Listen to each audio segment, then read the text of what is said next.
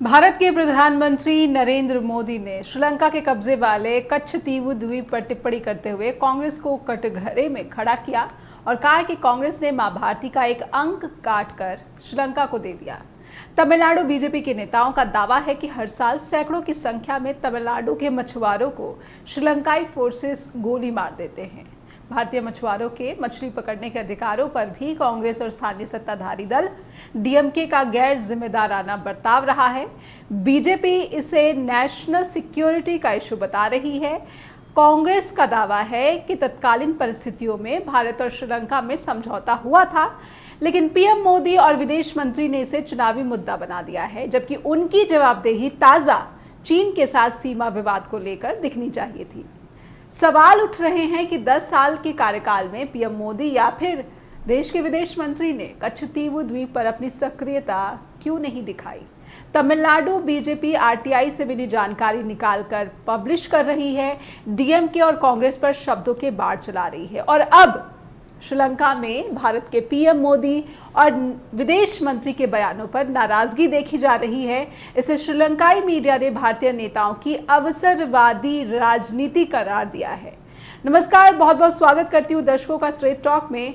आइए कार्यक्रम के साथ आगे बढ़ते हैं।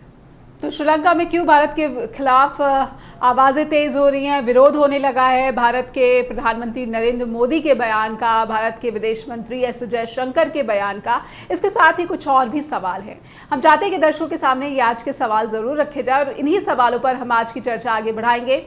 सवाल है कि श्रीलंका में भारत के प्रधानमंत्री मोदी और विदेश मंत्री की निंदा के क्या मायने निकाले जाने चाहिए, इसे कैसे देखा जाना चाहिए दोनों देशों के संबंधों को मद्देनजर रखते हुए। क्या भारत ने श्रीलंका विरोधी भावनाओं को भड़काने की कोशिश की है, भारत सरकार की तरफ से ये कोशिश हुई है और इसका तमिलनाडु की पॉलिटिक्स में क्या असर देखने को मिल रहा है, दक्षिण भारतीय पॉलिटिक्स में किस तरह का असर देखने को मिल रहा है, लोकसभा चुनाव के तहत पूरी राजनीति में क्या असर देखने को मिल रहा है।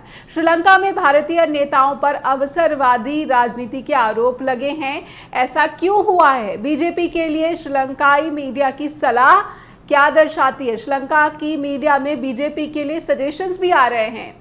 श्रीलंका के लिए जयशंकर की ये किस तरह की विदेश रणनीति दिखती है, जो कि प्रेस कॉन्फ्रेंस करते हैं और कहते हैं कि कांग्रेस और डीएमके के ढुलमुल रवैये की वजह से जो भारतीय मछुआरे हैं उनकी नावें जब्त कर ली गई और उनको भी गिरफ्तार कर लिया गया और बीजेपी कहती है कि कई भारतीय मछुआरों की जान जा चुकी है। तो ये पॉलिटिक्स है या फिर दोनों देशों के बीच में कोई विदेश रणनीति, जो कि भारत सरकार अपनी इस रणनीति को जनता के सामने प्रस्तुत कर रही है और क्या चाहती है भारत की सरकार इस मुद्दे को तूल देकर। हमारे साथ जो पैनल जुड़ चुका है, ये बातचीत आगे बढ़ाते हैं, शुरू करते हैं। हमारे साथ है फॉर्मर डिप्लोमैट है डॉक्टर प्रमोद पाहवा, हमारे साथ है पॉलिटिकल एनालिस्ट हैं सिद्धार्थ सनवारिया जी और पॉलिटिकल एनालिस्ट नीलम चौधरी भी। बहुत बहुत स्वागत करती हूँ मैं तीनों ही हमारे विशेषज्ञों का। डॉक्टर प्रमोद पाहवा, शुरुआत में आपसे करना चाहती हूँ क्योंकि आपने बहुत वक्त गुजारा है श्रीलंका में। दोनों ही देशों के लिए जो संबंध है एक दूसरे के हितों के लिए बहुत ही मायने रखते हैं, बहुत ही महत्वपूर्ण है और हम सब जानते हैं कि चीन की मौजूदगी में भारत और श्रीलंका के जो संबंध है बहुत ज़्यादा रणनीतिक रूप से इनकी अहमियत है। ऐसे में कच्छ तीव द्वीप को लेकर श्रीलंका की मीडिया की नाराज़गी, आप इसे कैसे देख पा रहे हैं?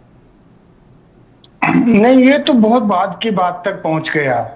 इसको शुरुआत करें 1945 से, जब सेकेंड वर्ल्ड वार खत्म हुआ तो साम्राज्य था या जो भी तब की ताकतें थी, जिसमें अंग्रेज खासकर और सबसे बड़ी ताकत थी, उन्होंने अपने ये क्षेत्र छोड़े।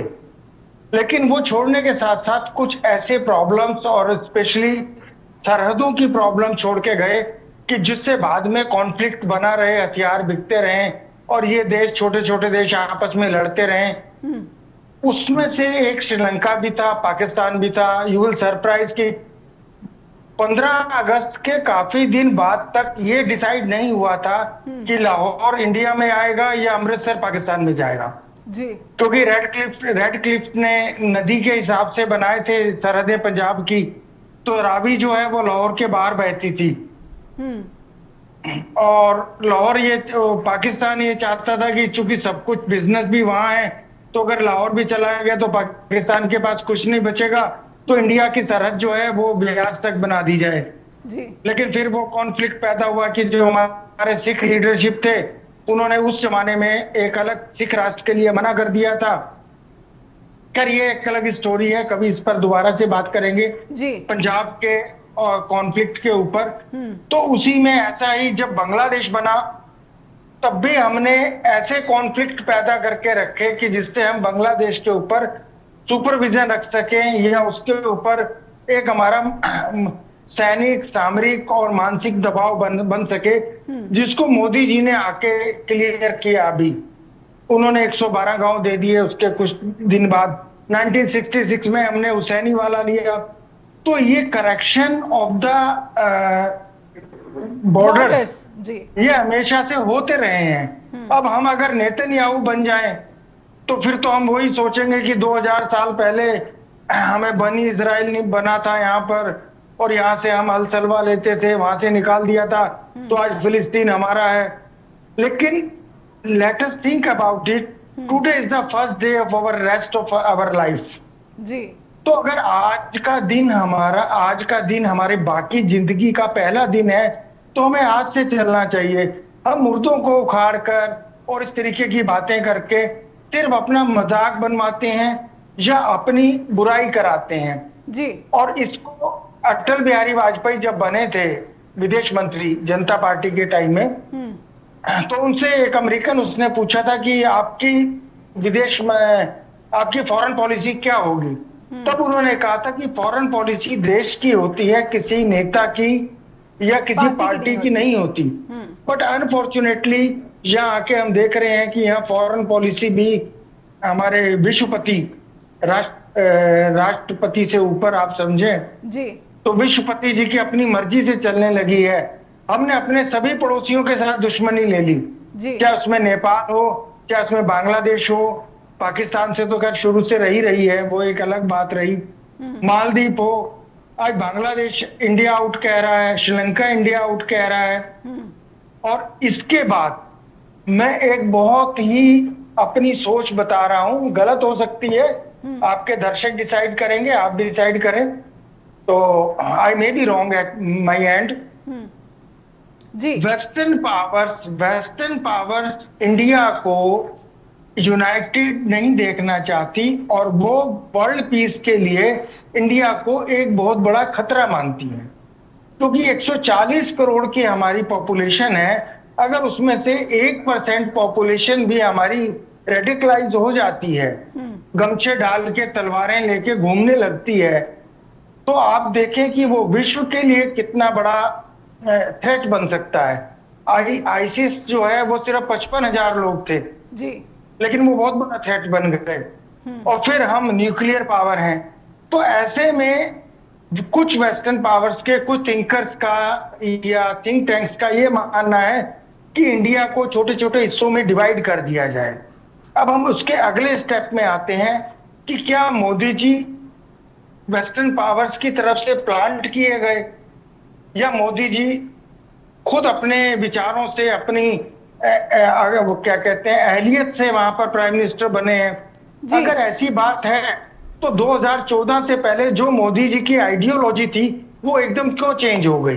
वो जिन लेकिन मोदी जी तो ये कह रहे हैं कि माँ भारती का अंग काट कर दे दिया, तो हो सकता है कि कुछ ऐसी विजन हो, ऐसी बात हो कि शायद उस द्वीप को कैसे वापस ले लिया जाए। हो सकता है कि ये विजन हो, लेकिन इस तरह की बातें सरकार की तरफ से सामने नहीं आई है। इसलिए सवाल बना हुआ है कि इस मुद्दे को उठाने का मकसद क्या है बीजेपी का। बीजेपी क्या चाहती है कि इस मुद्दे को उठाकर किससे साधने की कोशिश हो रही है, किस रणनीति को साधने की कोशिश हो रही है, या सिर्फ और सिर्फ राष्ट्रवाद के मुद्दे पर तमिलनाडु में जीत को साधने की कोशिश, या फिर मछुआरों के वोट बैंक जो कि लंबे समय से, लंबे अरसे से, दशकों से यहाँ पर रीजनल पार्टीज़ के लिए भी एक बड़ा वोट बैंक माना जाता रहा है, उसे साधने की कवायद है। कच्छतीवु द्वीप का ये जो मसला है, मुझे याद आता है कि संसद में सत्र चल रहा था और प्रधानमंत्री ने पहली बार इस द्वीप का नाम लिया था और कांग्रेस पर वार किया था, और फिर चुनाव के वक्त ये दोबारा से बीजेपी आरटीआई के जरिए जानकारी लाती है और पब्लिश कर देती है। फिर मेरठ की रैली में प्रधानमंत्री इसे लेकर टिप्पणी करते हैं। कहीं ना कहीं अगर क्रोनोलॉजी को मैं समझने की कोशिश करूं तो पहले से ही बीजेपी इस मुद्दे को उठाने की कोशिश कर रही थी। पिछले साल अगस्त की ये बात है जब प्रधानमंत्री ने ये मुद्दा सदन के भीतर उठाया था, लेकिन उसके बाद सरकार ने किस तरह से कार्रवाई की, बिल्कुल ही इस पर कुछ हलचल नज़र नहीं आई। लेकिन अचानक से तमिलनाडु बीजेपी आरटीआई के जरिए जानकारी निकाल लेती है, और ये वो जानकारी है जिस पर स्थानीय सत्ताधारी दल डीएमके कहती है कि जानकारी में झूठ दावे किए जा रहे हैं। सिद्धार्थ जी।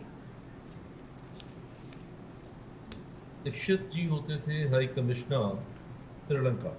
जी, थोड़ी सी मैं चाहती हूँ कि आप अपनी आवाज़ थोड़ी ऊंची कर ले ताकि दर्शकों तक स्पष्ट रूप से पहुंच पाए। जी एन दीक्षित जी होते थे हमारे डिप्लोमेट श्रीलंका में, जब एलएम की रेवोल्यूशनरी फोर्सेस जिसमें प्लॉटे, लिट्टे, एलटीटीई, प्रभाकरन, सब लोग, कहा जाता है चक्राता एक एस्टेब्लिशमेंट है, एस्टेब्लिशमेंट 22 देहरादून के पास है, उत्तरांचल में है। वहां से ट्रेन होके आम होके उन्होंने एक सिविल वॉर की। जयवर्धने जी और राजीव जी के अंदर एक पैक्ट हुआ, आईपीकेएफ भेजी गई। आईपीकेएफ से लड़ने के लिए एलटीटीई को श्रीलंकन गवर्नमेंट ने सपोर्ट किया। आज सारा इशू तमिल वोट्स का है। तमिल फिशरमैन अपनी कोस्टल बाउंड्री जो 12 किलोमीटर नॉटिकल माइल्स की होती है उसको एक्सटेंड करना चाहते हैं। जो मछलियों का शोल होता है वो कहाँ तैर के जा रहा है वो मछुआरों के लिए इंपॉर्टेंट है, ना कि आपकी जो इंटरनेशनल बाउंड्री है 12 नॉटिकल माइल की उसके अंदर रहना। ठीक है, श्रीलंका हो या कोई भी कोस्टल बाउंड्री हो, सब में ये फिशरमैन क्लैशेस रहते हैं। पाकिस्तान के साथ भी, बांग्लादेश के साथ भी, श्रीलंका के साथ भी। जी, चाइना और फिलीपींस के अंदर 9 डैश लाइन का एक डिस्प्यूट चल रहा है साउथ चाइना सी में, बहुत वर्षों से चल रहा है, आगे भी चलता रहेगा।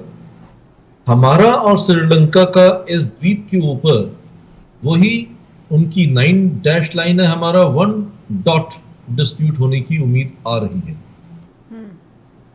ये आइलैंड, अगर मेरे को उस आइलैंड पे जाना है, मुझे किसी वीजा की आवश्यकता नहीं है जी। श्रीलंकन गवर्नमेंट मुझे उस आइलैंड पे जाने से रोकती नहीं है।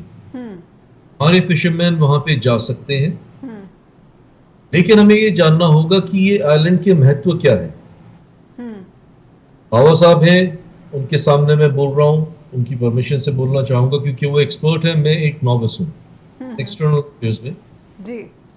जाफना एक उनका नॉर्दर्न रीजन स्टेट है जिसके अंदर बहुत ज्यादा सिविल वॉर लड़ी गई। ये जाफना का एक पार्ट है। हम लोगों ने कभी भी इस आइलैंड को डीमार्केट नहीं किया था। ये अंग्रेजों के समय से डिस्प्यूट चल रही है, जो पावर साहब ने बिल्कुल categorically, because he knows better than anyone of us here. ये डिस्प्यूट जब तक डीमार्केट नहीं हुई तो ये किसका आइलैंड है ये गवर्नमेंट ने आपस में डिसाइड किया। ठीक है, हमारा कॉन्स्टिट्यूशन अलाउ नहीं करता कि जब तक पार्लियामेंट रेटिफाई ना करे कोई भी जमीन छोड़ी जाए। जयललिता जी हुआ करते थे चीफ मिनिस्टर, उन्होंने सुप्रीम कोर्ट के अंदर एक याचिका दायर की, जिसके बाद भी ये सिर्फ एग्जीक्यूटिव फंक्शन है, पार्लियामेंट डिसाइड करेगा, उसको कह के ये रह गया। आज पार्लियामेंट के अंदर एक इशू आता है कि इस आइलैंड को एक पॉलिटिकल पार्टी ने गिफ्ट कर दिया। उस समय जो स्थितियां रही होंगी जिसमें गिफ्ट करने का निर्णय लिया, वो क्या स्थितियां थी, क्या परिस्थितियां थी, वो आज वो नहीं है। आज हमारे पास एक मस्कुलर एक्सटर्नल अफेयर्स अप्रोच है। तो क्या प्रधानमंत्री इंदिरा गांधी नहीं थी उस समय? प्रधानमंत्री इंदिरा गांधी के पास वो भारत नहीं था जो आज भारत विकसित है। नहीं, पर अभी तक के जितने आंकड़े और जितनी भी बातें इंदिरा गांधी के बारे में सार्वजनिक है, उसमें वो भारत की अब तक की काफी प्रभावशाली और ताकतवर महिला प्रधानमंत्री रही है। इस बात से मुझे लगता है कि बीजेपी के नेताओं को भी कोई ऐतराज नहीं होगा। प्रधानमंत्री देश का होता है। इंदिरा जी हमारी प्रधानमंत्री रही हैं और बहुत बढ़िया प्रधानमंत्री रही हैं। ये फैसला दो देशों की सरकारों के बीच में था सनवारिया जी, लेकिन हमारा पार्लियामेंट ने उसको रेटिफाई नहीं किया। ये डिस्प्यूट है। अगर पार्लियामेंट से रेटिफाई हो जाता 1974 में ही, तो ये डिस्प्यूट कभी भी अराइज नहीं हो सकती थी। जिनके पार्लियामेंट ने रेटिफाई नहीं किया इस द्वीप का श्रीलंका को देना, तो ये एक ओपन कंट्रोवर्सी आज भी है और कल भी रहेगी। रही बात हमारी और श्रीलंका के रिलेशंस की, जी, हमारे और श्रीलंका के रिलेशंस बहुत स्ट्रांग है। मेजॉरिटी ऑफ श्रीलंकन्स हमें पसंद करते हैं, 94 से ऊपर परसेंटेज है जो भारत को पसंद करती है। IPKF भी गई, हमारे 1100 से ऊपर जवान वीरगति को प्राप्त हुए, वहां पर भी बहुत लोगों की जाने गई, लेकिन से आज बहुत बढ़िया तरीके से कायम है। सिर्फ ये द्वीप हमारी एक्सटर्नल अफेयर्स पॉलिसी को टेस्ट करेगा, किस तरीके से हमारे डिप्लोमैट्स इस डिमांड को, ये डिमांड केवल प्रधानमंत्री ने अपने पर्सनल एजेंडा से नहीं ली, उनके पास इनपुट्स हैं। उन्होंने हाजी पीर पास नहीं मांगा। हाजी पीर पास वो एरिया है जहां से डायरेक्ट वॉक इन कर सकता है from POK to Uri.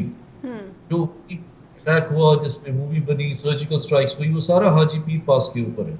Haji Pir पास भी पार्लियामेंट ने रेटिफाई नहीं किया कि उसको पाकिस्तान को दिया जाए, क्योंकि ये इंटरनेशनल बॉर्डर नहीं है, लाइन ऑफ एक्चुअल कंट्रोल है। उसके आगे जाके आती है एक्चुअल ग्राउंड पोजीशन लाइन। ठीक है, लेकिन कहीं ना कहीं श्रीलंका में लोगों को नाराज कर रहे हैं, भारत विरोधी जो भावना है उसको इस मामले ने जो है तूल दे दिया है या फिर एक मजबूती देने का भी काम कर रही है। हम देख रहे हैं कि बांग्लादेश में भी इंडिया आउट का नारा लगने लगा है। ऐसी भावनाएं अलग अलग देशों में होती हैं और जब भारत से इस तरह की बात सरकार की तरफ से जाती है तो इन भावनाओं को और बल मिलता है, जैसा कि हमने मालदीव के मसले में देखा। सनवारिया जी, आज हमारा देश एक नारा सुन रहा है 400 पार। उसके अंदर भारतीयों ने वोट करना है, ना तो श्रीलंकन्स ने वोट करना है, ना मालदीव्स ने वोट करना है, ना बांग्लादेशीज ने वोट करना है। श्रीलंकन्स को वो आइलैंड इसलिए रिक्वायर्ड है कि फिशरमैन वहां पे अपने बेस को बना सकते हैं, जो आज भी वहां पर फिशरमैन काम कर रहे हैं। श्रीलंकन गवर्नमेंट उनको रोक नहीं रही। पर ये दोनों देशों के बीच टेंशन की एक नई जो है एक नई बात नहीं शुरू हो जाएगी? वो दोनों देश जिस पर चीन लगातार अपनी पोजीशन स्टैब्लिश करने की कोशिश करता रहा है। अभी हाल ही में हमने देखा कि किस तरह से एक स्पाई शिप जो है चीन के पोर्ट पर आ जाता है, उसके बाद भारत ने कितनी आपत्ति जताई, उसके बाद श्रीलंका के सख्त तेवर आए, उसके बाद चीन को एक और शिप डॉक करने से मना किया गया। इन संबंधों की जो बारीकियां हैं, क्या उससे समझौता किया जा रहा है सिर्फ और सिर्फ चुनाव को देखते हुए? इस बात से मेरे को कोई डर नहीं लगता कि हमारे देश में पब्लिक जो मर्जी कहे। हमारे जो डिप्लोमेट्स हैं वो प्रोफेशनल हैं, कॉम्पिटेंट हैं। वो चाइना को भी होल्ड करके बैठे हुए हैं, वो श्रीलंका को भी हैंडल करेंगे, उन्होंने पाकिस्तान को भी हैंडल किया, उन्होंने रशिया और अमेरिका को साथ में बैलेंस करके हैंडल किया। हमारी जो इंडियन आर्म्ड फोर्सेस हैं वो कॉम्पिटेंट हैं, भरोसा हमें उन पे रहना चाहिए। रिलेशन कोई पॉलिटिकल पार्टी नहीं बनाती, जैसे पवार साहब ने कहा कि माननीय वाजपेयी जी ने जो कहा था। पर्सनल एजेंडा इलेक्शन के दिनों में बहुत आएंगे जी। सर्जिकल स्ट्राइक्स की भी बात आती है। ये सब पब्लिक को, हमारे देश में जो भी मिडिल क्लास लोग हैं जिन्होंने कभी फौज के अंदर या एक्सटर्नल अफेयर्स के बारे में कभी कुछ सुना नहीं, कभी कुछ समझा नहीं, वो कमेंट करते हैं कि चीन को कैसे हराया जाए जी, पाकिस्तान से आर्मर्ड डिवीजन कैसे पिंसर मूवमेंट करे। वो चाय की दुकानों पे डिस्कस होता है जी। लेकिन सिद्धार्थ जी, 50 साल पुरानी बात को अब इस वक्त 2024 में उठाना, 10 साल बात वही है, 10 साल आपकी सरकार रही, आपने ये तेवर पहले क्यों नहीं दिखाए? आपने पहले कोई एक्शन क्यों नहीं लिया? केंद्र की सरकार आपके पास थी, प्रधानमंत्री मोदी जो कि अब तक के सबसे ताकतवर नेता भी कहे जाते हैं। हमारे साथ नीलम चौधरी भी जुड़ी हुई हैं, उनसे भी समझेंगे। मैं आपसे समझना चाहूँगी कि ये हमेशा दिखता रहा है कि जब से केंद्र में मोदी सरकार आई है तब से कभी हम अखंड भारत की बात करते लेते हैं, कभी हम श्रीलंका के साथ कच्छद्वीप को लेकर डिस्कस करने लगते हैं, कभी मालदीव के साथ एक विवाद आ जाता है, लक्षद्वीप और मालदीव के टूरिस्ट डेस्टिनेशन को लेकर विवाद आ जाता है। कहीं ना कहीं जो हमारे पड़ोसी देश हैं उनके साथ भारत की जो विदेश नीति है कितनी मैच्योर दिखती है, क्योंकि ये सिर्फ सरकारों के बीच का मसला नहीं होता है बल्कि एक नेशन टू नेशन रिलेशनशिप होती है जिसका असर बहुत दूरगामी होता है, सालों तक रहता है इसका प्रभाव।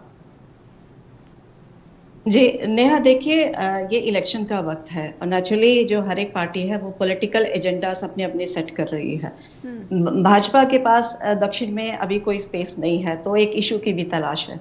आप देखिए 2014 अगस्त में ये केस उस वक्त भाजपा की गवर्नमेंट थी, इन्होंने सुप्रीम कोर्ट से केस वापस ले लिया था जो जयललिता का फाइल किया हुआ था। और 2015 में प्रधानमंत्री श्रीलंका के दौरे पर गए थे। He was very well aware of this issue और उन्होंने कहा था कि श्रीलंका की और भारत के जो फिशरमैन है उनकी एसोसिएशंस मिलकर अगर कुछ डिसाइड करें, फिर गवर्नमेंट्स मिलकर बात करें, तो ये जो इस इशू को हम थोड़ा रिजोल्व कर सकते हैं, क्योंकि बेसिकली ये दोनों ही तरफ के फिशरमैन की लाइवलीहुड का मैटर है। एक तो ये, दूसरा क्योंकि इंडियन फिशरमैन जो है वो बॉटम ट्रॉलर्स यूज करते हैं और श्रीलंका में बॉटम ट्रॉलर्स इवन उनके अपने वाटर्स में भी बैन है। वाटर ट्रॉलर जो बिल्कुल नीचे जमीन के सतह पर बड़ी स्पीड से चलने वाली गाड़ियां होती हैं जो मिट्टी को भी खोदती चली जाती हैं और सारी जो मेरीन लाइफ है वो उसके अंदर आ जाती है। और तो वो उन्होंने अपने वाटर्स में भी बैन कर रखा है, पर इंडिया ने उसको अलाउ किया हुआ है और करीबन 25 लाख से 1-1 करोड़ तक की बड़ी बड़ी मशीनें हैं, करीबन 30,000 ऐसे फिशरमैन के पास ऐसी गाड़ियां हैं। तो एक तो ये इशू है, मेजर इशू श्रीलंका और इंडिया के बीच में फिशरमैन का ये है। तो जब हमारे ट्रॉलर्स उधर चले जाते हैं तो नेचुरली वो उनकी मशीनों को भी उठाकर ले जाते हैं और फिशरमैन को भी पकड़ लेते हैं। तो एक मेजर इशू है हमारे जो तमिल का। तो एक तो ये कि ये इशू है, फिशरमैन का इशू है, इसको रिजॉल्व किया जाना चाहिए। सेकेंड थिंग जो है कि इलेक्शन के टाइम पर आप देखिए ये सरकार पिछले 10 साल से है और कच्छद्वीप का इशू तो 47 में हम आजाद हुए थे, 48 में श्रीलंका हुआ था, उस वक्त की डिस्प्यूटेड लैंड थी, डिस्प्यूटेड आइलैंड था जो कि 14th सेंचुरी में एक वोल्केनिक इरप्शन से बना था। तो इसका रिजोल्यूशन देखिए उस वक्त जो 48 में नहीं रिजोल्व हो सकता था क्योंकि उस वक्त हमारे इंडियन तमिल्स जो श्रीलंका में थे उनकी सिटीजनशिप का भी एक बड़ा मसला था, वो ज्यादा इंपॉर्टेंट था। और 74 में आके अभी सिद्धार्थ जी ने कहा कि हम वहां बिना किसी डॉक्यूमेंट के जा सकते हैं, हम वहां पर फिशिंग भी कर सकते हैं, हमारे फिशरमैन को वो भी अलाउड है। वो किसने अलाउ करवाया था? ये 74 का जो पैक्ट हुआ था इंडियन गवर्नमेंट में और श्रीलंकन गवर्नमेंट में कच्छद्वीप को लेकर, जब सॉवरेनिटी जो है, जब ये डिस्प्यूटेड लैंड का डिसीजन हुआ था। तो फर्स्ट थिंग तो ये कि उस वक्त हमें ये राइट मिले थे कि देखिए 71 में इंदिरा गांधी ने बांग्लादेश को आजाद करवाया था, तो वो बड़ी एक बोल्ड सिचुएशन में थी उस वक्त। और 75 में फिर इमरजेंसी लगा के और ज्यादा एक उनकी जो डिक्टेटरशिप है आप एक कह सकते हैं कि वो बहुत ज्यादा छाई हुई थी, जिसकी वजह से 76 में आप देखिए उसके बदले में जो एक जो वेज बैंक वाला एरिया है जो करीबन 400 स्क्वायर एरिया में फैला हुआ है, वो एक बड़ा ही प्रोमिनेंट एरिया, वो हमने सॉवरेनिटी उसके लिए। ऐसे डिसीजन इंटरनेशनल रिलेशन में आप तभी डोमिनेट कर पाते हैं जब आप एक बेहतर पोजीशन में होते हैं। उस वक्त के बाद देखो श्रीलंका तो सिविल वार में फंस गया था जी। तो अब ये कच्छद्वीप वाला जो मसला जिसके बदले में हम बहुत कुछ ले चुके हैं, अब ये दोबारा से सरफेस पे क्यों आता है? और जबकि उस भाजपा गवर्नमेंट को 10 साल हो चुके हैं, तो विद इन दीज 10 ईयर्स जो फिशरमैन है जो वो यही पूछ रहे हैं कि आपने इन 10 सालों में हमारे लिए क्या किया। अगर हम ये देखें तो उनके हाथ में तो कुछ नहीं आता। तो इसमें अगर आप देखें तो भाजपा एक जवाब दे सकती है कि 2015 में उन्होंने एक फिशरीज के लिए ये सोचा था कि हम बड़े मुंह वाली जो मशीन्स हैं वो देंगे, जाल बड़ा कर देंगे, तो ऐसा सोचा, लेकिन कुछ दिए भी, लेकिन ऐसा कोई मेजर उसका रिजोल्यूशन नहीं हुआ। तो पॉलिटिकली भी और इकोनॉमिकली भी और आप ये देखें इकोलॉजिकली भी, तीनों तरीकों से जो हमारे फिशरमैन हैं वो अफेक्ट होते हैं। वो ना चाहते हुए भी उन्हें इसी रास्ते पर चलना पड़ता है। तो ये कोई रिजोल्यूशन की तरफ नहीं जा रही है, सिर्फ एक पॉलिटिकल इश्यू सेट किया जा रहा है क्योंकि साउथ में पैर जमाने के लिए इस वक्त भाजपा के पास कोई इश्यू नहीं है। और इस वक्त भी आप देखिए जो लीडर आज नहीं है और जो पैक्ट जो पहले हुए थे उनको सामने लाकर उन चीजों पर बात की जा रही है, बजाय कि आपने इन 10 सालों में क्या किया, वो चीजें जनता के सामने नहीं लाई जा रही। जी नीलम जी, इसमें स्टालिन ने जो एक बात रखी है कि कहीं ना कहीं प्रधानमंत्री मोदी जो है ना इस पर कलाबाजी कर रहे हैं और जानकारी जो आरटीआई के जरिए दिखाई जा रही है वो झूठी जानकारी भी है। आप उनकी स्टेटमेंट पर क्या कहेंगी?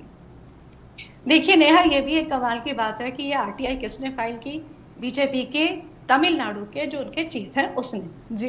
तो तो ये एक सोचा समझा एक इलेक्शन के स्टेप है। टाइम पे एक स्टेप है। तो एक तो चीज ये है। दूसरा, अब अगर आप एक चीज देखें कि जैसे 370 उन्होंने मोदी ने हटाई जो थी, क्या उन्होंने जम्मू कश्मीर की जनता से पूछा था? नहीं। वहां की सरकार से पूछा था? नहीं। उन्होंने सिर्फ गवर्नर के पास एक लेटर भेजा कि इसको साइन करिए, हमें ये करना है, और कुछ ही घंटों में उनके पास वो लेटर आ गया। तो 1976 में यही चीज इंदिरा गांधी ने की थी, जब उन्होंने अपने एक्सटर्नल अफेयर मिनिस्टर को, जो उस वक्त के सीएम थे करुणानिधि तमिलनाडु, उनके पास भेजा। उनको कहा कि आप इस पे देख लीजिए, इसको साइन कर दीजिए। करुणानिधि ने ये कहा था कि मेरे को 2 महीने का टाइम दे दीजिए, पर उन्होंने नहीं दिया था, because it was international treaty. तो आप देखिए, आप उन्होंने भी जनता से नहीं पूछा, इन्होंने भी जनता से नहीं पूछा। तो स्टालिन यही कह रहे हैं कि डीएमके का तो उसमें कोई रोल था ही नहीं, वो तो पार्टी थे ही नहीं, तो आज उनके ऊपर कैसे इश्यू रेज किया जा सकता है? तो ये मसला जो जयललिता ने 1990 से शुरू किया था, क्योंकि उस वक्त फिशरमैन बहुत ज्यादा नंबर में पकड़े जा रहे थे। जैसे मैंने कहा, बॉटम ट्रॉलर्स इंडियन फिशर्स तो यूज करते हैं जी, लेकिन वो नहीं यूज करते। तो वहां से उन्होंने सुप्रीम कोर्ट में केस डाला था कि इस द्वीप को वापस लिया जाए। तो वो एक डिस्प्यूटेड एरिया, तो ये वहां से ये बात शुरू हुई थी। अदरवाइज ये एक इंटरनेशनल ट्रीटी है और ये एक इलेक्शन टाइम का एक सेटअप किया हुआ एक एजेंडा है। जी। मैं दर्शकों की जानकारी के लिए बताना चाहूँगी कि मैंने ये पूरी कोशिश की कि बीजेपी की तरफ से कोई प्रतिनिधि इस टॉपिक पर, इस विषय पर ज़रूर इस चर्चा का हिस्सा बने, लेकिन बीजेपी की तरफ से कोई प्रतिक्रिया नहीं प्राप्त हो सकी। इसलिए हम बिना बीजेपी के प्रतिनिधि के इस टॉपिक पर बातचीत कर रहे हैं। लेकिन मैं प्रमोद पाहवा जी से अगला सवाल करना चाहूँगी। प्रमोद सर, कहीं ना कहीं ये श्रीलंका में इस तरह की एक भावना देखी जाती रही है, वहाँ की मीडिया के ज़रिए कह लीजिए या फिर वहाँ के नेताओं के स्टेटमेंट के ज़रिए कह लीजिए, कि ये बातें भारत सरकार पर या फिर भारत पर आरोप लगते रहे हैं कि श्रीलंका के मामलों में भारत दखल देता आया है, और ये जो मामला है इसे भी एक बड़े और गंभीर दखल के रूप में भी वहाँ पर देखा जा रहा है। उनसे, वहाँ के मंत्रियों से। जी पाहवा जी। देखिए, ऐसा है, समर्थ को नहीं दोष गुसाई। तो अगर हम कैपेबल हैं, आज अमेरिका कैपेबल है तो वो सारे काम करता है। आज कल 75 में मिसेस गांधी अगर कैपेबल थी, राजीव गांधी कैपेबल थे, वो सब कुछ करते थे। उन्होंने सिक्किम भी लिया, सियाचिन भी लिया, चुम्बा घाटी में चीनियों को सबक भी सिखाया। लेकिन जब हमारी कैपेबिलिटी नहीं होती और हम किसी के इशारे पर किसी कठपुतली बनकर नाचते हैं, क्या बीजेपी सरकार या आज हमारा जो रक्षा मंत्रालय है, विदेश मंत्रालय है, वो शपथ पूर्वक कह सकता है कि अटल जी के टाइम में, कारगिल वार के टाइम जितनी जमीन इंडिया की थी उसका 1-1 इंच हमने वापस ले लिया? कोई आपको जवाब नहीं देगा। और अगर हम पुराने मुर्दे उखाड़ते रहेंगे तो यू विल सरप्राइज कि गुरदासपुर पाकिस्तान में था, लेकिन हमने, या उस टाइम थे लॉर्ड माउंटबेटन और उनकी नेहरू जी के साथ अच्छी मित्रता थी, उन्होंने गुरदासपुर को जो तय हुआ था उस तय के हिसाब बाद भी इंडिया में ले लिया था, क्योंकि गुरदासपुर होने से ही हम कश्मीर तक जा सकते हैं। तो ऐसी बहुत सी बातें होती हैं, और अगर चुनाव के या इंटरनल पॉलिटिक्स के लिहाज से हम देश को दांव पर लगा दें, तो मुझे नहीं लगता इसमें कोई समझदारी वाली बात है। फिशरमैन की प्रॉब्लम है, फिशरमैन की प्रॉब्लम पाकिस्तान से भी है, श्रीलंका से है, और अब बहुत कम हो गई है। पहले तो और ज्यादा थी जी। पहले तो अक्सर एक दूसरे के फिशरमैन को हम लोग कैद करते रहते थे। अगर पाकिस्तानी हमारे मछुआरे ले जाता था तो हम उनकी सरहद में जाके भी ले आते होते थे। लेकिन वो एक अलग है। और जहां तक बात है कि संसद में उसको पास कराया या नहीं कराया जी, तो अभी जो बांग्लादेश को मोदी जी ने दिए थे 2015 में 14 में, उसका भी संसद में कुछ नहीं हुआ था। तो कुछ एग्जीक्यूटिव ऑर्डर से भी होते हैं, जैसे नोटबंदी है वो एग्जीक्यूटिव ऑर्डर से हुई है जी। 370 अभी मैडम ने बोला है, उसमें तो कुछ भी नहीं कराया गया। तो इन चीजों को इग्नोर करना चाहिए। मैं तो फिर दोबारा से ये रिपीट करता हूँ, today is the first day of rest of our life. तो हमें आगे चलेंगे तो बेहतर रहेंगे। और अगर हम अपनी चुनावी या अपनी वोट की राजनीति के लिए कोई ओछी हरकत करते हैं तो वो देश के लिए नुकसानदेह होती है। आज नहीं होती है, लॉन्ग टर्म में होती है। यू विल सर कि एक जमाने में अंडमान निकोबार इंडोनेशिया का हिस्सा होता था, और आज वो अगर आज ये इंडोनेशिया खड़ा हो जाए या म्यांमार और बांग्लादेश कभी एक होते थे, आज जी। बांग्लादेश म्यांमार दावा कर दे, तो इन चीजों को उखाड़ने का कोई समझदारी वाली बात नहीं होती। वो इमरान खान है हमारे पड़ोस में, वो अक्सर अपने अपोनेंट हैं नवाज शरीफ की पार्टी, इसको नून लीग कहते हैं, नून फॉर एन। तो वो कहता है जी नून वाले ना ते पढ़े लिखे ने ते ना कोशिश करते ने। कोई गल बीजेपी हैगी जी। कि साडे बीजेपी वाले ना पढ़े लिखे ने ना कोशिश करते ने, बाकी तक्की जाओ। ਉਹ ਬੇਬੇ ਮਰਨ ਦਾ ਗਮ ਨਹੀਂ ਹੁੰਦਾ, जी। ਤਕਲੀਫ ਕਿ ਜਮ ਰਸਤਾ ਨਾ ਵੇਖ ਲੈ, जी। ਇਹ ਰਸਤਾ ਵਿਖਾ ਕੇ ਆ ਰਹੇ ਨੇ ਜਮ ਨੂੰ, ਹੋਰ ਕੋਈ ਗੱਲ नहीं है। ठीक है, सनवारिया जी से भी समझेंगे कि क्या वो भी इसी तरह की ओपिनियन रखते हैं, खास करके जब बात भारत की दखल अंदाजी की आती है। लेकिन भारत और श्रीलंका के रिश्ते बेहतर भी हुए हैं। हालांकि पिछले कुछ सालों में हमने देखा कि तनाव रहा था और श्रीलंका की चीन से नज़दीकियां बढ़ गई थी, लेकिन इसकी रणनीतिक अहमियत को देखते हुए भारत सरकार की कोशिश रही और उसके बाद कोरोना और खास करके आर्थिक बदहाली का जिस तरीके से श्रीलंका ने सामना किया, उसके बाद भारत की मदद को काफ़ी गंभीरता से लिया है श्रीलंकाई सरकार ने और बेहतर हुए हैं संबंध। और सिद्धार्थ जी, कहीं ना कहीं बीजेपी की ये कोशिश, स्वयं प्रधानमंत्री और विदेश मंत्री की ये कोशिश, तमिलनाडु में उनकी ये कोशिश आपको क्या लगता है कितना रंग लाएगी? क्या रास्ता खुलेगा दक्षिण का तमिलनाडु के जरिए बीजेपी के लिए? ये जो इशू उन्होंने उठाया है, तो मैडम चौधरी ने अभी रेफर किया, ये एक दरवाजा खुल रहा है, विंडो ऑफ अपॉर्चुनिटी। तामिल एक वर्ड है जिसके अंदर नेशनलिज्म है।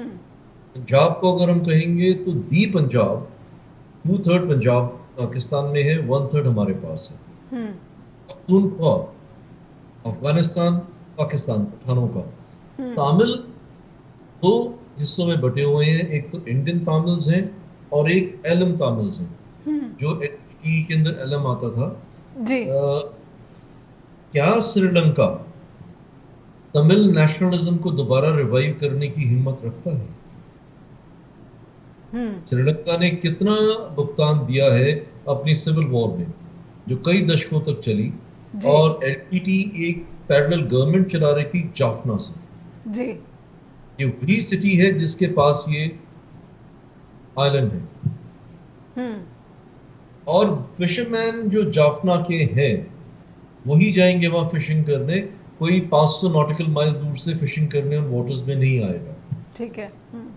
तो ये मेरे को जो लगता है, क्योंकि पावा साहब जैसे एक्सपर्ट्स आज भी हैं, they are all qualified, well trained, तो डिप्लोमेट्स की नॉलेज बहुत फार साइटेड होती है।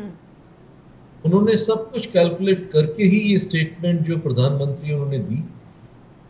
मुझे लगता है कि श्रीलंका इस पोजीशन पे नहीं आ सकता कि दोबारा सिविल वॉर तामिल के ऊपर करे। श्रीलंका के अंदर सिन्हली हैं जो बुद्धिस्ट हैं, कुछ मुस्लिम्स हैं, माइनॉरिटीज के अंदर हिंदू और क्रिश्चियंस हैं। पीछे वहां एक चर्च के अंदर ब्लास्टी हुआ था। ठीक है। हमारी जो फॉल्ट लाइंस हैं पूरे साउथ ईस्ट एशिया की, चाहे वो हम मोर्टिमर ड्यूरेंट की करें, चाहे रेडक्लिफ की करें, चाहे हम मैकमोहन लाइन की करें,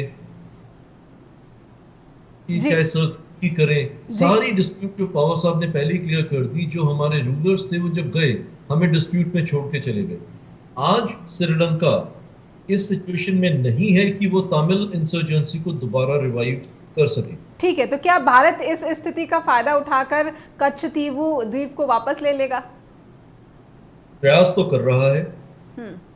प्रथम प्रयास है कि ये एक स्टेटमेंट, पब्लिक स्टेटमेंट है बियॉन्ड द पार्लियामेंट। पहली स्टेटमेंट प्रिविलेज स्टेटमेंट थी। आप इसे देखते हैं कि प्रयास, भारत सरकार का प्रयास, कि वो कांग्रेस सरकार की इस गलती को ठीक करना चाहती है?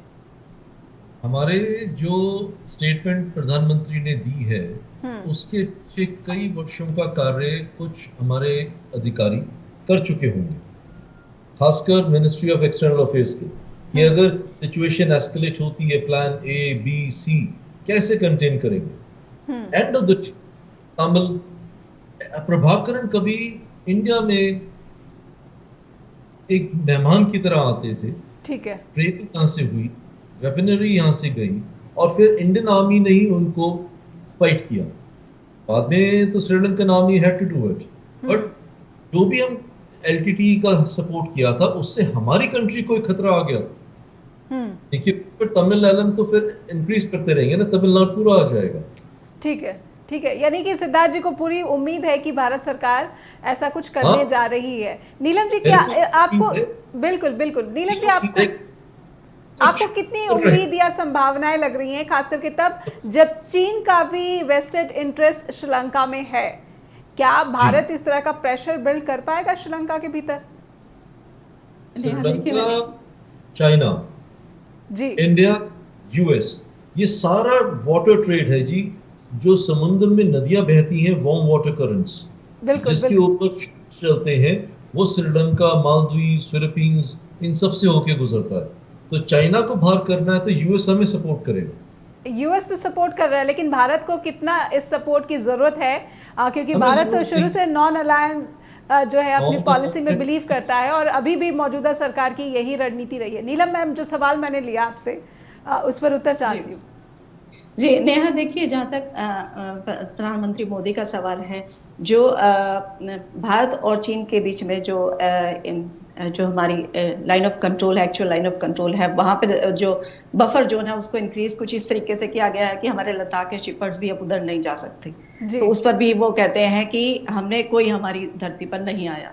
अब ये जो दूसरा मोर्चा है, इलेक्शन के टाइम पे इस वक्त प्रधानमंत्री एक केयर टेकर पर प्राइम मिनिस्टर हैं, तो इस वक्त वो इस इशू को रेज कर रहे हैं। पहली बात तो ये कि जो उन्होंने ट्वीट किया था उसमें उन्होंने कांग्रेस पे कटाक्ष किया था, पर अगर आप एक चीज देखी जाए तो ये प्रधानमंत्री इंदिरा गांधी का कद था कि उन्होंने पहले तो जो एक डिस्प्यूटेड लैंड को रिजॉल्व किया, दूसरा उसके बदले में आप देखिए वेज जो बैंक एरिया है उसमें पेट्रोलियम भी बहुत सारे रिसोर्सेज और मिनरल के भी बहुत सारे। इवन प्रधानमंत्री मोदी ने एक बार अभी आई थिंक 2018-19 में ही टेंडर भी निकाला था कि वहां पे हम प्रोलिफरेशन शुरू करेंगे, लेकिन फिशरमैन ने विरोध किया था, क्योंकि ये वो एरिया है जो कि world's richest ground for fishing माना जाता है। तो उसकी सोवरेनिटी कांग्रेस ने हासिल की थी, कांग्रेस गवर्नमेंट ने, जिसको कि वो कह रहे हैं कि उन्होंने दे दिया। तो एक तो ये कि डिस्प्यूटेड लैंड को रिजॉल्व किया, दूसरा उसके बदले में वेस्टलैंड बैंक जैसा एक स्ट्रेटेजिक पोजीशन वाला जो एरिया है वो भारत को उसकी सोवरेनिटी मिले, तो ये एक सक्सेस थी। तो जो हम जो कह रहे हैं कि क्योंकि इस वक्त इलेक्शंस नजदीक है, इलेक्शंस के लिए कोई ना कोई इश्यू तो रेज करना ही होता है। बहुत सारे आप देखिए, राम मंदिर नहीं चला, इलेक्टोरल बॉन्ड इतना बड़ा उसका घोटाला है कि उसको दबाने के लिए कुछ भी किया जा सकता है, तो ये उसी तरह का एक इशू है। एक्चुअल प्रॉब्लम जैसे मैंने पहले कहा कि वो फिशरमैन की है, जिसको प्राइम मिनिस्टर ने खुद एडमिट किया था 2015 में अपने विजिट के बाद, और उसके बाद भी अगर उन्हें उसको सीडी करना था, एक्सेसी करना, तो 10 साल का कम थे। और श्रीलंका तो चाइना जैसी इकोनॉमी भी नहीं है, जैसे कि हमारे एक्सटर्नल अफेयर मिनिस्टर ने एक बार कहा था कि इतनी बड़ी इकोनॉमी है तो क्या मैं युद्ध मोल ले लूं। श्रीलंका तो बड़ी इकोनॉमिक नहीं है, तो 10 साल में क्यों नहीं किया?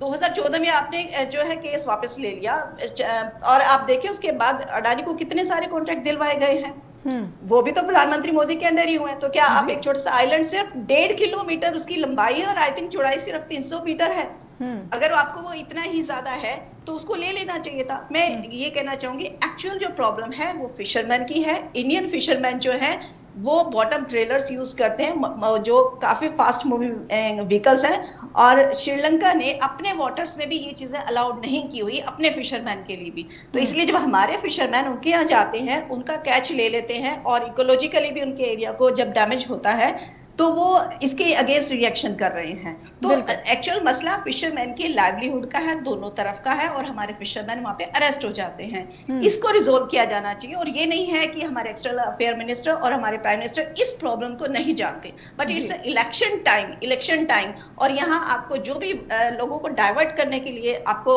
मुद्दा मिलेगा, आप उस तरफ जाएंगे। और जो हमारे प्रधानमंत्री और भाजपा जो है वो इस काम में बहुत माहिर है कि आपको किस तरीके से लोगों का माइंड डाइवर्ट करना है, कैसे मीडिया पर आपने सब्जेक्ट चेंज करने हैं, और this is one of the topic कि कच्छदीप आज मीडिया में ट्रेंड कर रहा है। बिल्कुल, पाहवा जी से समझेंगे, जिस तरीके की आर्थिक मदद या फिर सहयोग भारत की तरफ से मिल रहा है श्रीलंका को, क्या भारत इस स्थिति में खुद को देख रहा है कि वो श्रीलंका के साथ इस तरह की बात कर सकता है, मुद्दा उठा सकता है और उसे वापस पा सकता है? यही सवाल पाहवा जी से। नहीं, आपने अभी बोला था कि पिछले 10 साल में हमारे श्रीलंका से संबंध बहुत अच्छे हुए हैं, नहीं, पिछले तो, कुछ सालों में, बल्कि इससे पहले देखा जाए तो मोदी नेतृत्व में सरकार जो रही है उसके तहत संबंध खराब हुए थे, उसके बाद सुधरना शुरू हुए जब चीन की दखलंदाजी बढ़ी। जी, मैं आपको थोड़ा सा याद करा दूं जी। कि हमारा एक पोर्ट सिटी बन रहा था हम्बनटोटा के साथ, जी, जो जापान के सहयोग से हम बनाने वाले थे। श्रीलंका ने हमें किक आउट कर दिया और $40 मिलियन जो भी थे इमीडिएट अगले दिन हमको वापस कर दिए। जी, जी। और अगर हम उसी तरीके से उसके आयरलैंड पे कब्जा करने की बात करते हैं तो वो तो हमने दे दिया, चलिए चाहे गलत दिया सही दिया, प्रधानमंत्री जी कह रहे हैं कि गलत दिया, हम मान लेते हैं गलत दिया, लेकिन जो हमारा पीओके है पहले उसको तो कब्जा कर लें। जो हमारी सुब्रमण्यम स्वामी कहता है कि 4000 किलोमीटर जमीन चीन ने ले ली है, पहले वो तो वापस ले लें। तो ये कुछ नहीं है, उसको पंजाबी में कहते हैं गोंगलुआ तो मिट्टी झाड़ना। मेरे ख्याल आपके दर्शक समझ जाएंगे इसको इजीली। तो ये तो शलगम होती है ना, जब उसको उखाड़ते हैं तो उसके ऊपर से मिट्टी उतार के कहते हैं कि हमने बड़ी मेहनत की। मेहनत मिट्टी उतारने में नहीं होती, मेहनत उस शलगम को उगाने में और जमीन से निकालने में होती है। जी। तो अभी आजकल हम गोंगलुओं पर मिट्टी झाड़ रहे हैं और इससे ज्यादा कुछ नहीं है। जैसे चुनाव खत्म होंगे खुद भी ये भूल जाएंगे। जी, लेकिन कहीं ना कहीं तमिलनाडु में एक राष्ट्रवाद की भावना को बढ़ावा जरूर इस मुद्दे से मिल रहा है। जी, मुझे एक 15 सेकंड में मैं एक और बताऊं। सावरिया सर जो बता रहे थे वो बहुत अच्छी बात है, आई एग्रीड कि श्रीलंका के अंदर अभी इतनी ताकत नहीं बची कि वो किसी सिविल वार को झेल ले। ठीक है, लेकिन हर सिक्के के दो पहलू होते हैं। अगर यही सिविल वार, अगर यही डिमांड इंडिया में जो तमिल है उनकी तरफ से उठ जाए, या यही डिमांड जो हमारे पंजाबी हैं उनकी तरफ से उठ जाए कि हमने उस पंजाब को साथ मिलाना है या इकट्ठा पंजाब करना है, तो क्या होगा? पूरा साउथ एशिया टूट जाएगा। ये बिटवीन द लाइन है, अगर कोई समझ सके तो। बिल्कुल, इस तरह की आशंकाएं, इस तरह सनवारिया जी, मैं बिल्कुल संक्षेप में, क्योंकि समय समाप्त हो रहा है, समय इसकी इजाजत नहीं दे रहा है। जी, बिल्कुल संक्षेप में अनम्यूट कर ले, अनम्यूट कर ले, आपकी आवाज नहीं पहुंच रही। सिद्धार्थ जी अनम्यूट कर ले अपने आप को। मैं पावर साहब से बिल्कुल सहमत हूँ। पावर साहब एक्सपर्ट हैं, बिल्कुल सही कह रहे हैं। आईपीकेएफ को भी पीस अकॉर्ड जयवर देने का इसलिए हुआ था क्योंकि हमें खतरा हुआ था तमिल से जी, कि वो हमारे तमिलनाडु को भी एलम में लेके आ रहे थे। बिल्कुल, और पूरी दुनिया को पता है कि भारत के एक प्रधानमंत्री की कितनी निर्दयता से, कितनी निर्ममता से हत्या की गई थी, उनका असैसिनेशन हुआ था। इसे भी नहीं भूला जाना चाहिए। जी, नेशनलिज्म हाइपर नेशनलिज्म में बहुत अंतर होता है। जी, और भारत की जनता को इसका ध्यान रखना चाहिए, खासकर मतदाताओं को ध्यान रखना चाहिए कि वाकई में कौन सी पार्टी आपको किस चीज़ का वादा कर रही है और किस कॉस्ट पे कर रही है, और इस वादे का अंजाम नतीजा जो है वो किस तरह का निकलकर सामने आएगा। बहुत बहुत धन्यवाद करना चाहती हूँ डॉक्टर प्रमोद पाहवा, सिद्धार्थ सनवारिया जी और नीलम चौधरी, आपका भी, कि आप सबने अपना कीमती वक्त निकाला स्ट्रेट टॉक के लिए। जिस हिंदी के दर्शकों से अनुरोध करती हूँ कि आपको स्ट्रेट टॉक कार्यक्रम से जुड़ी कोई भी ओपिनियन है, कोई भी बात रखना चाहते हैं, कोई सुझाव देना चाहते हैं, तो बहुत बहुत स्वागत है। आप हमें लिख सकते हैं info@justbroadcasting.com या फिर neha@justbroadcasting.com पर भी। अपना ख्याल रखिए, धन्यवाद।